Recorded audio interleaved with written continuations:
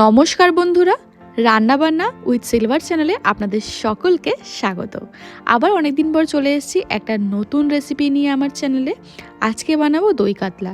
হ্যাঁ, জানি বাবা যে আপনারা সবাই জানেন কিভাবে দই কাতলা বানাতে হয়, কিন্তু একদম অনুষ্ঠান বাড়ির মতো কিভাবে টেস্টটা আনা যায় সেটা কি জানেন? যদি জেনে থাকেন তাহলে তো খুবই ভালো, আর যদি না জেনে থাকেন তাহলে আজকের ভিডিওটা কিন্তু আপনার জন্য। একেবারে অনুষ্ঠান বাড়িতে ঠিক যেভাবে বিয়ে বাড়িতে আমরা যেভাবে দই কাতলাটা খেয়ে থাকি, আজকে দই কাতলার টেস্টটা কিন্তু ঠিক একইভাবে আনবো। তাহলে চলুন রেসিপিটা শুরু করি। দই কাতলা সবথেকে ভালো হয় পেটির পিস নিলে। তো পেটিটাকে ভালো করে নুন হলুদ দিয়ে মেখে রেখে দিচ্ছি। চাইলে কিন্তু একটু সর্ষের তেলও লাগিয়ে রাখতে পারেন। এখানে নিয়েছি গোটা কাজু 7 থেকে 8খানা আছে, আর পোস্ত দিচ্ছি হচ্ছে 1.5 চামচ। তবে যদি অনুষ্ঠান বাড়ির টেস্ট আনতে চান তাহলে অবশ্যই এতে অ্যাড করে দেবেন 1 থেকে 1.5 চামচ চারমগজ। ওটাকে একটু জলে ভিজিয়ে রেখে দিলাম, আর এদিকে কড়াটা চাপিয়ে দিয়েছি। দিয়ে দিলাম রিফাইন তেল, আর এর মধ্যে এবার তেলটা গরম হলে দিয়ে দেবো মাছগুলো কিন্তু ভাজতে হবে হালকা করে, খুব ডিপ করে, ডিপ বলতে আমি বোঝাতে চাইছি যে খুব বেশি কড়া করে মাছটা ভাজলে কিন্তু হবে না। হালকা করে ভাজবেন, তাহলে কিন্তু এর টেস্টটা একদম ভালো থাকবে, পারফেক্ট টেস্টটা হবে। আর পেটিগুলো যদি তেলের পেটি হয়, পেটিগুলোতে যদি চর্বি থাকে, তাহলে কিন্তু দই কাতলাতে টেস্টটা আরও ভালো লাগে মাছটা খেতে। তো যাই হোক, মাছটা হালকা ফুলকা করে আমি দুপিঠটা ভালো করে ভেজে নিয়ে তুলে নেব। আর ওদিকে চারমগজ কাজু আর পোস্তটা ভালো করে বেটে আমি রেখে দিয়েছি। তাহলে চলুন এবার নেক্সট পার্টে চলে যাচ্ছি। মাছ ভাজার তেলটা একটু বেশি করে দিয়েছিলাম, তাই যেই তেলটা বেঁচে আছে ওই তেলেই দিয়ে দিলাম শুকনো লঙ্কা, তেজপাতা আর গোটা গরম মশলা, লবঙ্গ, এলাচ আর দারচিনি। মাছ ভাজার তেলে কিন্তু গোটা রান্নাটা করলে, মাছের তেলেই যদি মশলাটাও কষানো হয়, তাহলে রান্নায় ফ্লেভারটা খুব ভালো আসে। এবার এখানে দিয়ে দিচ্ছি আমি পেঁয়াজ বাটা। 1.5খানা পেঁয়াজ, একটু মিডিয়াম বড় সাইজের ছিল, সেটাকে এবার খুব ভালো করে কিন্তু ভাজতে হবে।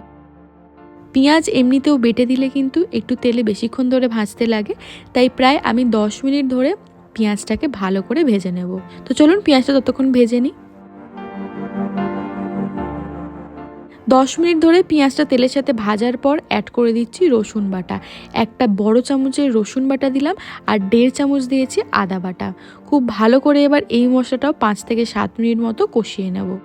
2টো কাঁচা লঙ্কা দিয়ে দিলাম ঝালের জন্য, আর দিচ্ছি হলুদ গুঁড়ো, আর ঝাল অনুযায়ী কিন্তু লঙ্কার গুঁড়ো দিয়ে দেবেন। এটা আপনাদের নিজেদের টেস্ট অনুযায়ী কিন্তু বাড়িয়ে কমিয়ে নেবেন।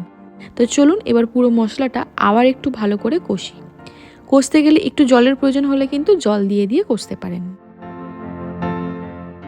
মশলাটা দেখুন ঠিক কষা হয়ে গেছে। 5-7 মিনিট কষানোর পর কেমন সাইড দিয়ে তেল বেরিয়ে গেছে। এবার দেওয়ার পালা কিন্তু ওই পোস্ত বাটা, কাজু বাটা আর চারমগজ বাটাটা তো দিয়ে এবার আবার 5 থেকে 7 মিনিট কিন্তু কষিয়ে নিতে হবে।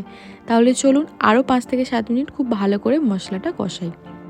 যে কোনো রান্নায় মশলা কিন্তু ভালো করে কষানো না হলে রান্নার টেস্টটা কিন্তু একদম ভালো আসে না। তাই মশলাটা কিন্তু খুব ভালো করে যত্ন সহকারে ধৈর্য ধরে কষাটা কিন্তু খুবই দরকার। পরিমাণ মতো নুন একটু দিয়ে দিলাম, আর বেশ কিছুক্ষণ কষার পর দেখুন কেমন তেল বেরিয়েছে। ঠিক এই রকম যখন তেল বেরিয়ে আসবে, এবার দিয়ে দেবো দই। দিয়ে দিলাম 4 থেকে 5 চামচ টক দই। দই কাতলা মানেই কিন্তু অনেক দই দেব, এরকম কিন্তু মাথায় ধারণা থাকলে রান্নার টেস্টটা কিন্তু একেবারে বাজে হয়ে যাবে। দইয়ের পরিমাণটা যদি সমানভাবে ব্যালেন্স করতে না পারেন, তাহলে দই কাতলার টেস্টটা কিন্তু একেবারেই ভালো আসবে না। তাই এখানে দইয়ের ভূমিকাটা কিন্তু খুবই ভাইটাল। তো আমি এখানে 5 চামচ মতো দই দিয়ে দিয়েছি, মিডিয়াম স্মল টিস্পুন দিয়েছি, আর দিয়ে দিলাম হচ্ছে চিনি, 1/4 টিস্পুন চিনি দিয়েছি। আর 2-3 মিনিট কষার পরেই দেখুন ঠিক এইরকম তেল বেরিয়ে যাবে, কারণ দই দিলেই তেলটা খুব তাড়াতাড়ি ছেড়ে দেয়। আর 2-3 মিনিট মশলাটা কষানোর পর পরিমাণ মতো জল দিয়ে দেবেন। আমি মাছটা যেরকম আছে, যতগুলো পিস আছে সেই অনুযায়ী জল দিচ্ছি, কারণ মাছটা একটু জলের মধ্যে ফুটবে, আর মাছটাকে একটু কমিয়েও নেব এই এত ঝোলটা। তো একটুখানি কিছুক্ষণ ফুটিয়ে নেওয়ার পর মাছটাকে দেব। তাহলে চলুন কিছুক্ষণ ফুটিয়ে নিই। ফুট ধরলেই কিন্তু একদম 1/4 টিস্পুন দিয়ে দেবো গোটা গরম মশলার গুঁড়োটা, আর নুনটাও দিয়ে দিলাম। ভালো করে জলের মধ্যে মিশিয়ে নিয়ে কিছুক্ষণ ফুটতে ছেড়ে দেবো। বেশ কিছুক্ষণ ফুটে গেলে ফ্লেমটা কমিয়ে মাছগুলোকে ঝটাপট দিয়ে দিচ্ছি। মাছটা দিলেই কিন্তু এই যে গ্রেভিটা দেখছেন অনেকটা টেনে আসবে। আর মাছটা দিয়ে কিন্তু বেশিক্ষণ ফোটাবেন না, বেশিক্ষণ ফোটালে মাছটা আবার কিন্তু ভেঙে বা গলে বেরিয়ে যাবে, কারণ মাছটা হালকা ভাজা, তাই জন্য বেশিক্ষণ ফোটাবেন না। ওই 2 মিনিট আগে মাছটা দিলেই যথেষ্ট। তো চলুন আরও 2 মিনিট ভালো করে ফুটিয়ে নিই আর গ্রেভিটাকেও একটু শুকিয়ে ফেলি। জলটা অনেকটা কমে গেছে, গ্রেভিটা কমে এসছে, আর গ্রেভিটা ঠিক একটু ঘন ঘন হবে। এই দই কাতলাতে ঘন গ্রেভি হলে ভাত দিয়ে পুছে পুছে খেতে খুব ভাল লাগে। আর গ্রেভিটা ঠিক দেখুন এই রকম হবে। তো এবার নামিয়ে দেওয়ার পালা। নামানোর সময় কিন্তু 1 চামচ ঘি গলিয়ে নিয়ে ওপর দিয়ে দেবেন। খেতে খুব ভালো লাগে, সেন্টটাও ভীষণ ভালো আসে। আর আমি 2টো কাঁচা লঙ্কাও দিয়ে দিলাম। এবার গরম পাতে কিন্তু খাওয়ার পালা। একবার এইভাবে বাড়িতে কিন্তু বানিয়ে দেখুন, আপনার রান্নার টেস্টটা কিন্তু একেবারেই অনুষ্ঠান বাড়ির মতো আসবে। তবে দইয়ের পরিমাণটা কিন্তু খুব সামলে দেবেন।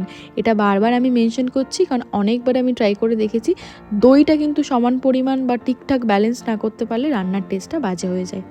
তাই আমি যেরকমভাবে দেখালাম, যে কোয়ান্টিটি বললাম, এইভাবে বাড়িতে করে দেখুন, একেবারেই রেস্টুরেন্টের মতো বা যে কোনো অনুষ্ঠান বাড়ির মতো খেতে হবে। আজ তাহলে এখানেই বিদায় নিচ্ছি, আবার দেখা হবে নতুন কোনো এক ভিডিও নিয়ে। ততক্ষণ সাথে থাকবেন, পাশে থাকবেন। আজকের মতো এখানেই টাটা।